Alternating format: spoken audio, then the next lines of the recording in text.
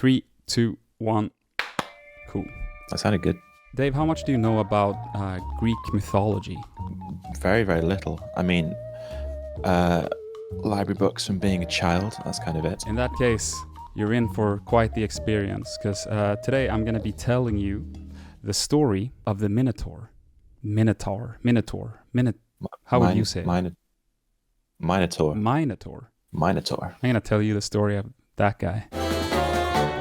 Our story begins in ancient Greece on a big, beautiful beach. Strolling along its sands is a young woman named Europa, joined by 2 of her close friends. It's a pleasant but positively boring day filled with gentle, mundane conversations about the state of the world and various current events. When they suddenly come upon this great big white bull just standing in the middle of the beach, just at the edge of the water. And it's so beautiful, it's so radiating that they all just get this instant urge to get up on the bull's back and try riding it. Mm-hmm. The trio charges towards the majestic bull, yet it is Europa who swiftly outpaces her companions and reaches the bull first. She leaps onto the bull's back, and the bull instantly springs into action and begins racing across the beach with Europa firmly on his back, her laughter echoing along the beach as her friends are left to observe in jealousy. But the fun only lasts for so long, because after a couple of minutes of this, the bull starts going out into the water. And Europa, she's impressed, you know. This bull is an impressive swimmer.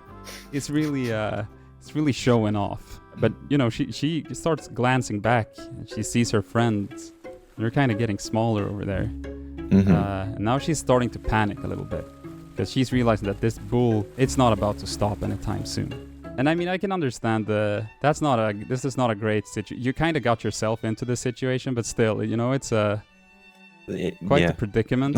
Shouldn't have trusted this wild animal, I feel like. So after a while, I don't know how long exactly. I don't think the story discloses those sorts of details, but after a while, she spots land, and they're coming up on some sort of landmass that she's not recognizing. Wait, this is across the ocean. Yes.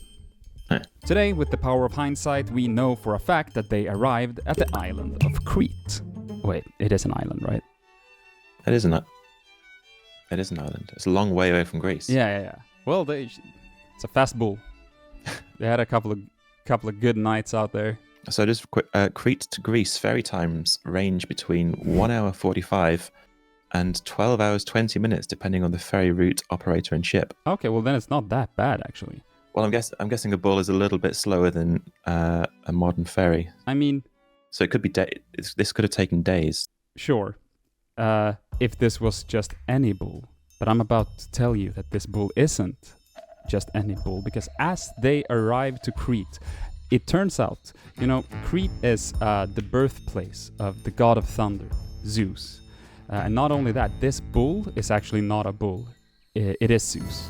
It is Zeus who's disguised himself as a bull. I don't know why exactly. I don't know what he was doing on that beach. Maybe he knew that. Maybe he saw them coming and he shot his shot, basically. I don't know. Of all the things to try and attract 3 young women, I would not have gone with turning myself into a bull. Well, yeah, you say that, but I think you'll find through this story that it might be a better strategy than what you think. Okay. We'll see. By the end of this story, maybe you've changed your mind. So, Zeus sheds his guise as a bull, revealing his true muscular form. And then begins really laying it on thick for this girl. He's flexing his muscles, he shoots a couple of casual lightning bolts, all while flaunting his superhuman intellect and charm.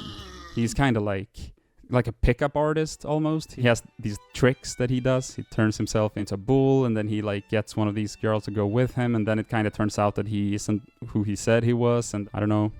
It's kind of like a hot take, but I feel like Zeus is kind of not the most reliable dude. I think if he had the choice of 3 and 1's only turned out, would he be saying the same to the other 2? I bet he was trying to get all 3 of them to kind of come with him. Maybe that's why he's a bull. You know, what's an animal that's big enough to get... Why wouldn't he get all 3 of them? Why not just turn into a speedboat? That would have solved both the problems. Hey, what's up, girls? So just a speedboat with sunglasses on. Keep the horns. Speedboat with horns. So after turning himself back from a speedboat with horns and sunglasses, Zeus manages to rizz Europa completely, and they proceed to fornicate on the beach, making sweet, passionate love as the sun sets slowly into the horizon. This girl and this absolute chad of a god. Now, skipping forward a few years, and Europa has now had several kids with Zeus. And one of these kids is a little boy called King Minos. I mean, not King. He isn't named King Minos, but he's just Minos. But he eventually becomes King Minos. That's the kind of move I'd expect from Zeus. Yeah, you just name your kid King. King. Yeah, so that is his name. So King Minos grows up to be a king, if you can believe it, and a successful king at that. He rules the kingdom with a stern but fair hand, and he amasses incredible amounts of wealth, ensuring prosperity not only for himself, but also for the people of Crete. Among his many endeavors, one of the things that he decides to spend his riches on is the construction of this huge, beautiful, lavish palace, which he does with the help of designer and architect Daedalus. Now, who is this Daedalus guy? Well, luckily, Dave, you know about Daedalus, right? So why don't you tell us about him? Sure, let's go into it. Daedalus was a famous inventor and sculptor credited with inventing carpentry. He presumably had a grand and lucrative career in Athens inventing and sculpting until his nephew, Perdix, came to stay. His nephew what? Perdix. It's the X on the end. It's a name. It's not rude or anything. Okay. Go on. Perdix was just as, if not more ingenious than Daedalus. For example, Perdix supposedly invented the saw when he found the spine of a fish on the beach one day. Daedalus, jealous of being overshadowed, decided to push Perdix off the top of Athena's temple. Although Athena saw them going up to the roof of this 4-story building, did nothing to stop them, took pity because she was a really big fan of the lad's ingenuity, and then changed Perdix into a partridge, a bird famous for not really being able to fly or invent hand tools. Great choice, Athena. So, Daedalus was tried for his crime, and despite being a highly celebrated public figure, was convicted. Before the sentence could be served upon him, however, Daedalus escaped to the court of King Minos. Minos. Minos. Minos sounds... King Minos sounds right rather than King Minos. According to the pronunciation guide here I have in British and American. Brits would say... Minus. And Americans would say... Minos. I'm going to go with the minus one because that feels most natural to me. Okay, but as I said before though, King Minos wasn't an only child. He had several brothers, and so it's kind of like a bit awkward that he's the guy who gets to be king while they're also there. Understandably, they kind of feel that they could be king as well. So tension is kind of rising a little bit because these other brothers are kind of looking to take over the throne. And understandably, King Minos is getting a little nervous at this point. He's thinking to himself, This isn't looking good, Minos. Think.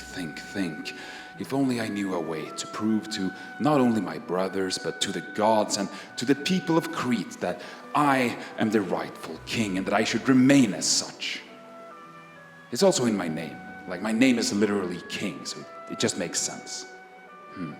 So King Minos heads down to the water, for in the water lives this other guy by the name of Poseidon. And as you probably know, Poseidon isn't just some ordinary mortal. Poseidon is the god of water. Essentially in the same way that Zeus is a god that likes to fuck around with thunder a lot, Poseidon really fucks around with water. That's kind of his thing. It doesn't really play a part in this story. In fact, it's kind of weird how little it matters that he's the god of the ocean, but that's what he is. So King Minos walks up to Poseidon's lair, knocks on his underwater door, and goes, "Hello? Hello? Poseidon?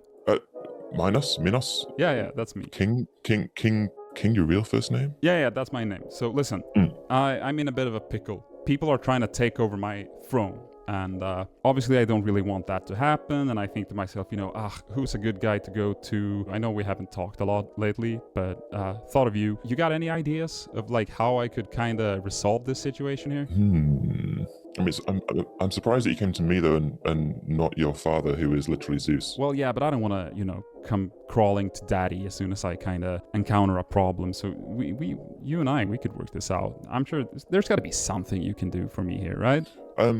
Sure, Minos. So, obviously, I am Poseidon, king of the sea. Yep. Lots of water, lots of fish. Yeah, and the place looks great, by the way. Thanks. Love what you've done with the place. Very, very kind. So here's the thing. I am going to give you a bull. Oh, I thought that was kind of going somewhere else, but yeah, that's I also god of surprises, as well as god of underwater. And I'll tell you why. I'll tell you why it's going to be a bull. Sure. Because Zeus, obviously your father, was my buddy. Yeah, you guys go way back. Yeah. The thing is, he once upon a time transformed into a bull. Right. And then swam across my ocean. Oh. Could have asked me for my help. He could have respected me by turning into a fish or a boat or any kind of water-based transportation. But he went with a bull. Yeah. And a bull is a cow, right? It's a male cow. Sure. And when you kill it and eat it, what does it become? Beef? That is what I have got with your father. Oh, shit. Yeah. Holy shit. Okay. It's a symbolic gesture more than anything else. And if I sacrifice this bull, you think I'll get to keep the throne? Let's say yes. Awesome. Thank you so much.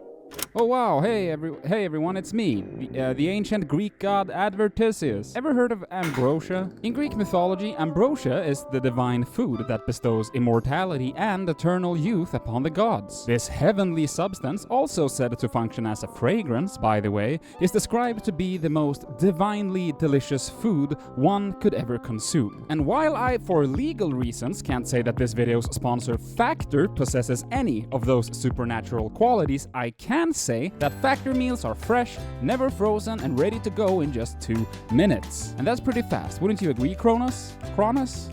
That's a joke for the cultured portion of the audience. As a Greek god, sometimes my schedule gets really busy. Like, for example, when I don't know, maybe decide to spend 3 months single-handedly animating a 40-minute video about Greek mythology, and when that happens, cooking and preparing a proper lunch for myself every day is the last of my concerns, and that's when I turn to Factor. With Factor, I can skip having to go all the way down Mount Olympus, standing in line with the peasants at the Toys R Us, just to then go back home, chop everything up, prepare the meal, and then have to clean up my kitchen. I could have watched After Effects crash 8 times in that time, but thanks to Factor, I still can. So while the Factor legal team won't allow me to directly compare their product to ambrosia, and I therefore can't recommend rubbing Factor meals all over your body instead of using perfume, I can say that every time I personally hear that sweet, I know that it's real ambrosia hours. So head on over to factor75.com or click the link below and use code RealAmbrosiaHours50 to get 50% off your first Factor box and 20% off your next month of orders. Again, that's code RealAmbrosiaHours50 at factor75.com to get 50% off your first box and 20% off your next month of orders. And you too can feast like a god. And before I go, thanks for listening and thank you to Factor. Here's a little joke for you. Why did the chicken cross the road? Because it was probably Zeus trying to fuck someone on the other side. Okay, let's continue with the video. So King Minos gets a bull, comes back to land. People love the bull. They're looking at it, they're going, holy shit, that's the best bull I've ever seen. Holy cow.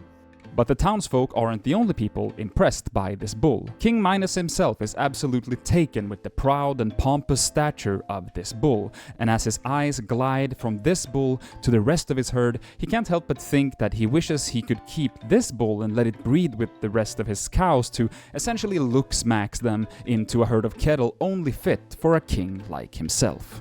So he hatches a plan, and this is what he does. He goes into his barn and starts going through all his bulls one by one until he has found the biggest and palest one out of all of them.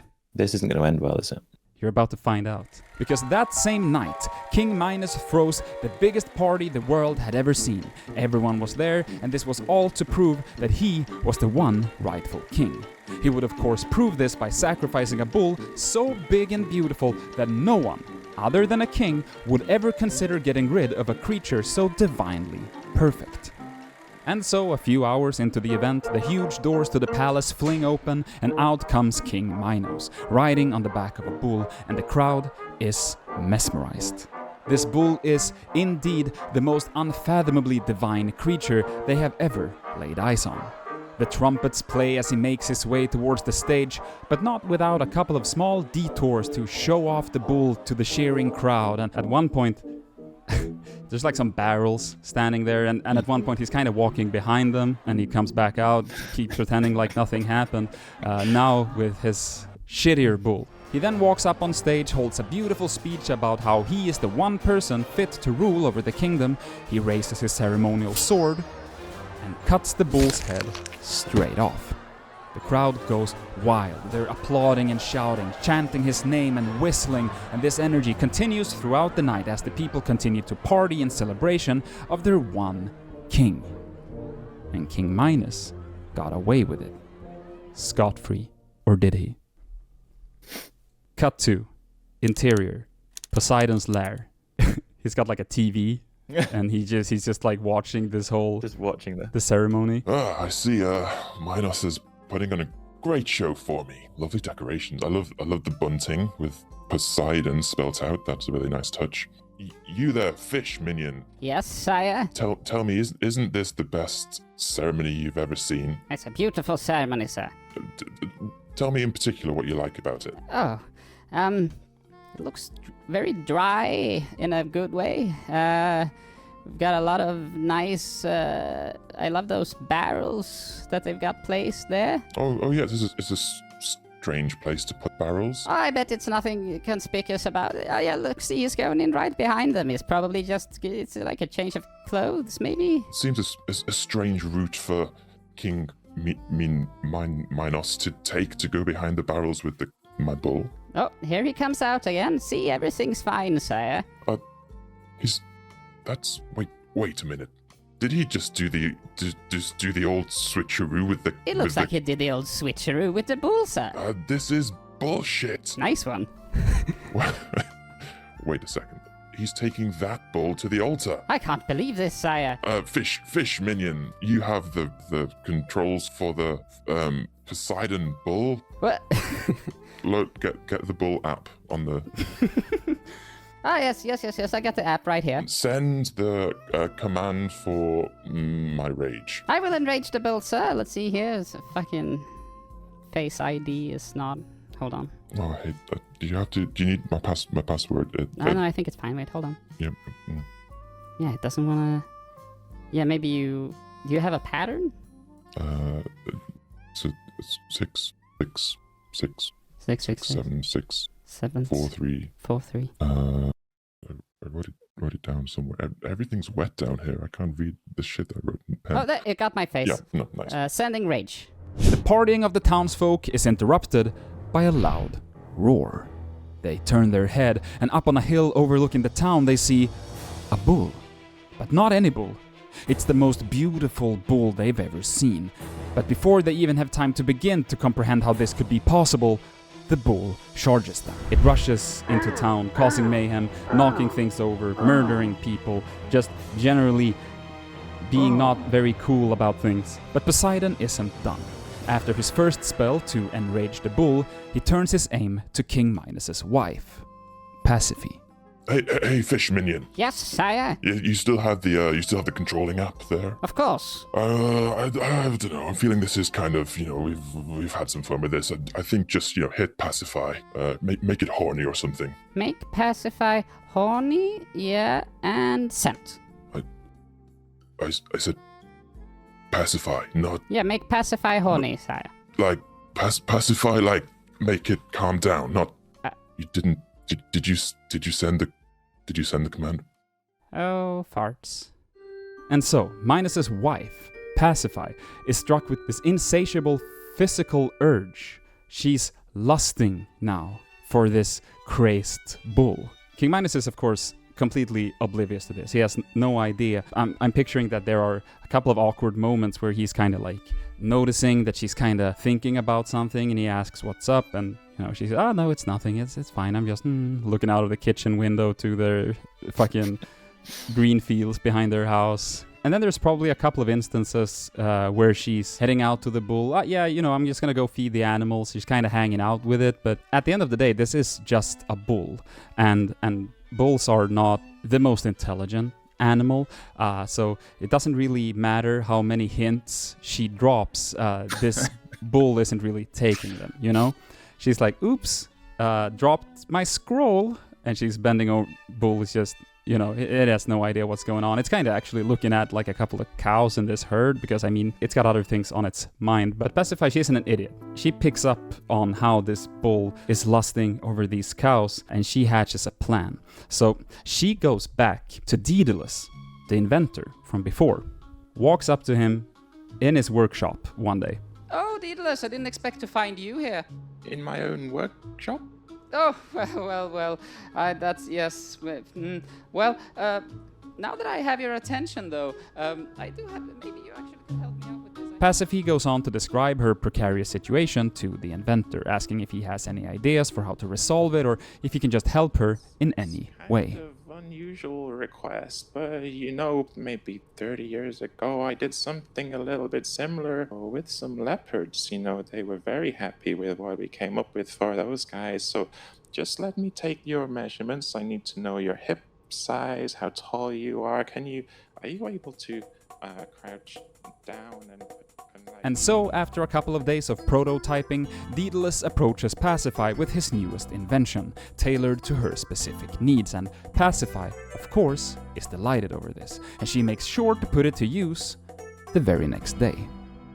So what it actually is in the story, if you don't know, is that it is described that he, out of wood and leather, builds a fake cow that she can crawl into with an opening in the back. And there is just something about the fact that in this like mythological story, not only do they have this bull just going to town on this lady, they felt a need to kind of explain. They could have said that she was forced to bear the baby of the bull and that she just like gets pregnant, but no, they went through the extra effort to kind of make sure that they describe the ins and outs, no pun intended, to how they went about doing this.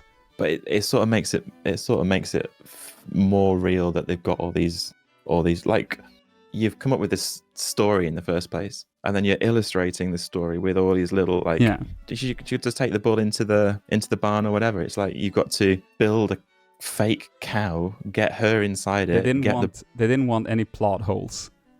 No, they want to make sure to cover all bases. It's very well thought out, or it's real. So as things tend to go when you fuck a bull that you've received from the gods, Pasiphae is now pregnant. And 9 months later, she gives birth to a beautiful, healthy baby boy. Except that the boy has the head of a bull. And she names this child Asterion.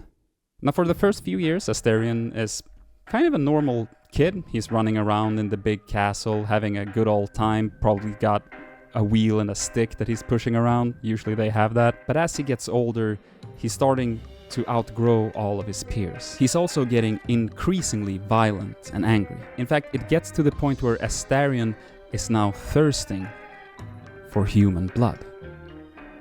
Minos sees this, and I don't know how Minos feels about this whole situation. Like, it isn't really made clear. I don't know if he kind of figures out. I mean, the moment the baby comes out, he has to kind of put two and two together, I have to imagine. Yeah. You're not going to go, oh, well, you know, maybe it was because... On your grandpa's side, there's a little bit of that. He looks a little bit like... There was this one time your grandmother fucked Zeus when he had just finished being a bull, so maybe it's... Yeah, it might be connected to that, that's it. Yeah. But regardless of how he feels about this bastard son of his, Minos feels a sense of duty, that it is his job as the king to keep the kingdom safe. And to do that, he needs to figure out a way to get rid of this problem. So he does what you seemingly do when you have a problem that you don't really know how to solve. He goes to Daedalus. He steps in to Daedalus' workshop and walks right up to him and goes, Hey, so you know Asterion, right? The bull child, yes. Yes, right, him. So he's kind of starting to become a bit of a problem. And I was thinking, you wouldn't happen to have some sort of a solution for that, would you? Well,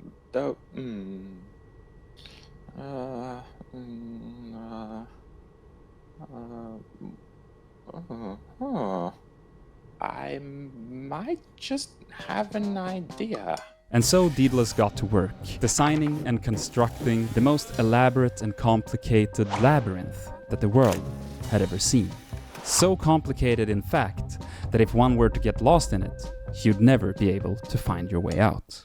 The labyrinth is constructed underground, somewhere beneath Crete, and once its construction is finished, Minos tricks his beast of a stepson to head on into the labyrinth, never to be seen again. But the people of Crete continued to feel the bull's rage as he stormed around the labyrinth, stomping through it so hard that the ground above would start to shake. And some believe that this is because Crete actually has a lot of earthquakes, and that's kind of how they motivated that back in the day. That's how this myth builds into it. Or it's true. It might just be. I don't know if has anyone tried to find out. Now, with the Minotaur problem dealt with, everything was back to being peaceful.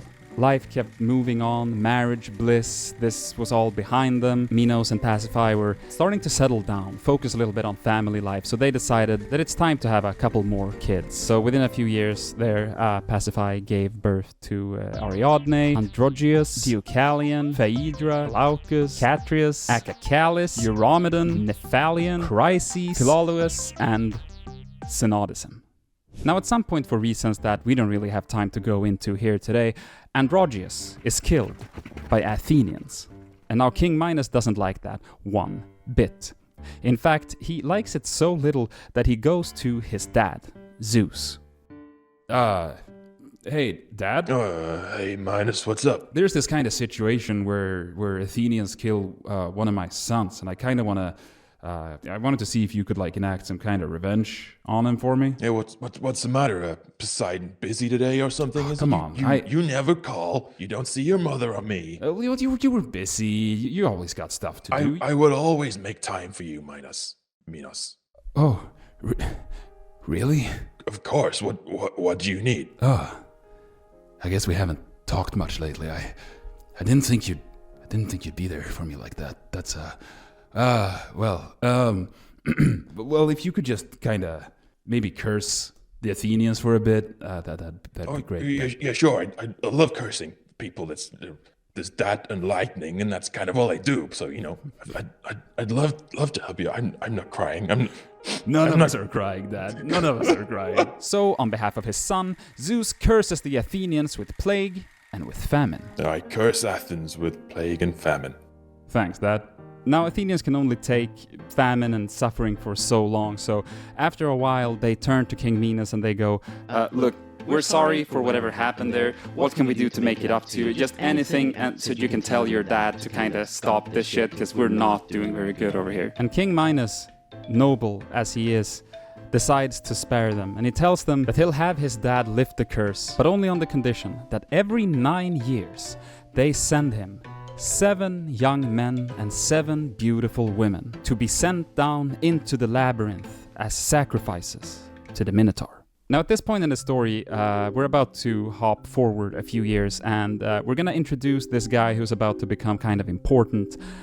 So we need to kind of briefly just get a recap on who he is. Could you just go ahead and explain that for us? Sure. King Aegeus had a problem. He was king, which is usually the opposite of a problem, but he had no children. Luckily, Aegeus' neighbour, also a king, interpreted a rambling and non-specific prophecy as a command to get Aegeus absolutely wasted and then throw him in with his daughter for the night. Then, the daughter, Aethra, interpreted a rambling and non-specific dream as instructions from the goddess Athena to go and sleep with Poseidon the same night. Thus, Theseus was conceived. Aegeus then returns to Athens, abandoning the unborn Theseus, but hiding his sword and sandals as a birthright for his son under a rock. Which is ironic because, based on what we know about his moral values, that's also where Aegeus came from. Theseus grows up and after many adventures makes his way to court in Athens, where he is reunited with his father. Well, one of them. Ever trying to make up for his abandonment issues, Theseus volunteers to be sent as tribute to the Minotaur on Crete. Dad of the Year, Aegeus, agrees and tells Theseus to change the ship's black sails to white if for some reason, they happen to come back. As he arrives to Crete, he and the other 6 sacrifices make their way over to the Labyrinth, where they meet the person in charge of the Labyrinth, of upkeep and reparations, and making sure that the sacrifices happen as they are supposed to every 9 years, and that person is Ariadne. Now, if you recognize the name Ariadne, it's because she is one of Minos's kids that I mentioned earlier. And as Theseus and Ariadne see each other, it is love at first sight. This, of course, presents a little bit of a problem. See, the people who head into the labyrinth generally don't come out of it on account of the murderous Minotaur in there, but also on account of the fact that it's a labyrinth that is impossible to escape from. Now, on account of wanting to keep the newly found love of her life alive as long as possible, Ariadne, much like many other characters in the story, hatches a plan, and she hands Theseus 2 things: a sword and a ball of yarn. Because you see, Ariadne, she's a clever one. She's been thinking about this, and she's spent probably hours theorizing here, and she's come up with this, some would say, ingenious idea that if he carries with him a piece of string, and as he enters the labyrinth, he ties that string to, I don't know, a rock or something, then he's going to be able to find his way back out whenever he wants, simply by following this string. And Theseus, he's blown away. He can't. At first, he has problem grasping, this concept, understandably. But once he does, he thanks his lucky star that not only is she beautiful, she's also smart. And so he heads into the labyrinth, sword in one hand, ball of yarn in the other, and after an undisclosed amount of time, he hears a sound. And as he turns a corner, he sees him. Don't fuck with me! I'm the power of God and Israel on my side!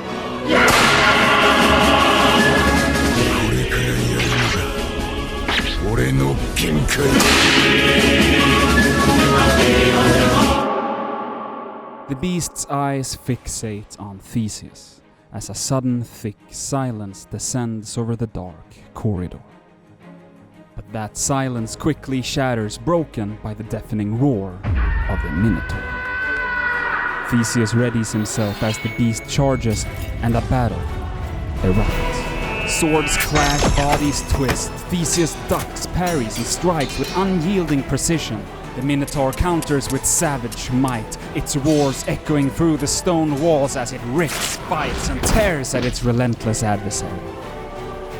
Both warriors fight with everything they have, both attempt to best their foe, both bleed.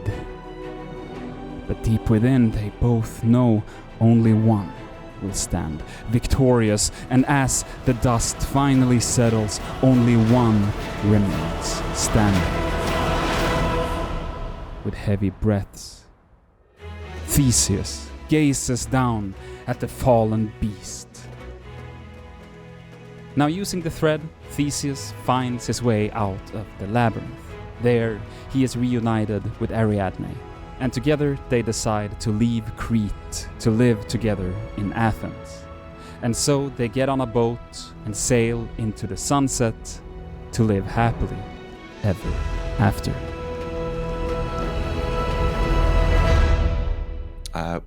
Well, not entirely. So Daedalus, a man whose story arc to this point has been escaping from things, probably a Pisces, comes undoubtedly his most famous exploit. Grieving and confused about the senseless and completely unprovoked murder of his bloodthirsty mutant offspring, King Minos imprisons Daedalus and his son Icarus in the very labyrinth Daedalus designed and knew the way out of. The very labyrinth that only Daedalus, the genius inventor, knew the solution to. The very labyrinth that there is a literal ball of string tied up leading to the exit. Despite Crete being an island and despite also inventing the sail, Daedalus decides the safest bet for a successful escape is to glue bird feathers to their arms and try to flap their way across the Mediterranean. In order to create successful wings, and without the benefit of being able to use Google Mathematics, Daedalus works out that he needs to catch and kill around 70 UK seagulls in order to have enough feathers for himself and Icarus. Luckily for them, they're both trapped in a labyrinth.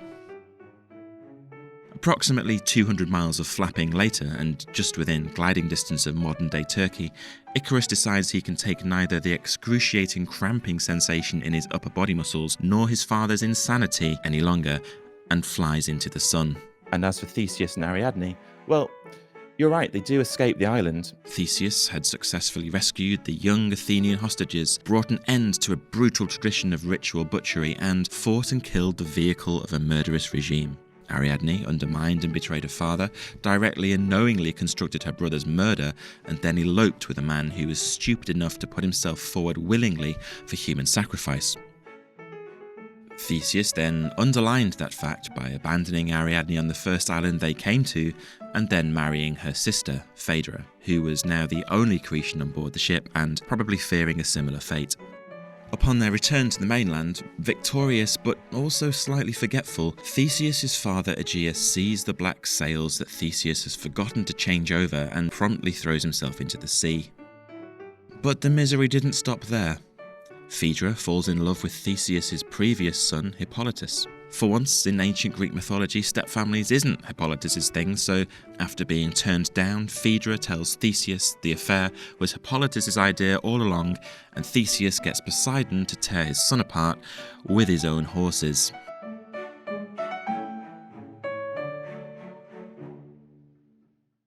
And that's it. We didn't record an outro, but thank you for watching. Thank you to Factor for sponsoring this video. Thank you to my patrons, and extra shout out to my producer tier patrons, all of which should be on screen right now.